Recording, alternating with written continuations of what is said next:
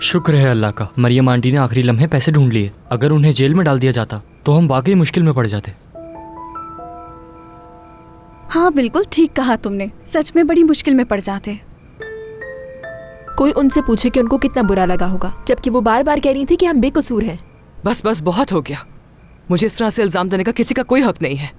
पहले ही दिन मेरे कमरे में घुस गई और मेरी चीजों को कंगाला। वैसे भी हम जानते हैं कि वो पैसों के लिए परेशान है और पुलिस को रकम भी उनके बैग से ही मिली। लेकिन अम्मी, आपका रवैया लोगों के साथ पहले दिन से ही खराब है। अगर वो तुम्हारी शिकायत कर दें तो? अगर मैं उनकी जगह होती तो जरूर शिकायत दर्ज कराती। सादिया, मेरे ख्याल में अगर तुम जाकर उनसे सॉरी कर लो तो वो तुम्हारी शिकायत दर्ज नहीं करवाएंगी। हरगिज़ नहीं। मैं अब भी समझती हूँ कि मैं दुरुस्त हूँ। मैं उनसे कभी माफी नहीं मांगूंगी। सादिया, तुमने और जानान ने उन लोगों के साथ बहुत बदतमीजी की है। अगर वो कल सुबह पुलिस स्टेशन जाकर तुम्हारे खिलाफ शिकायत दर्ज करवा दे तो कोई ताज्जुब की बात नहीं होगी।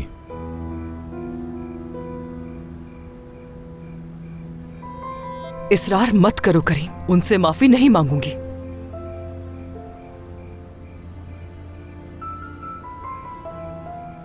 सादिया, मेरी जिंदगी हिकमत की मकरूज है और मैं जब भी उसका कर्ज उतारने के बारे में सोचता हूं घर में कोई ना कोई तमाशा हो जाता है। तुमने ये करके बहुत बड़ी गलती की है। सादिया, सोचो अगर इस बारे में तुम्हारे दोस्तों को पता चल जाए कि तुमने उन लोगों पर इल्जाम लगाए जिन्हें हमने अपने घर में जगह दी है, क्या सोचेंगे वो तुम्हारे बारे में? तुम्हें उनसे माफी मांगनी होगी। मुझे कोई परवाह नहीं कि लोग क्या सोचते हैं। जो कह दिया वो कह दिया।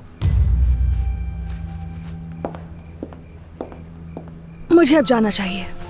जी अब तो जाना ही चाहिए, आपका काम जो हो गया। आहा, ऐसे क्यों कह रहे हो? ये भी मेरा अपना घर है। चलो फिर कल मिलते हैं। खुदा हाफिज।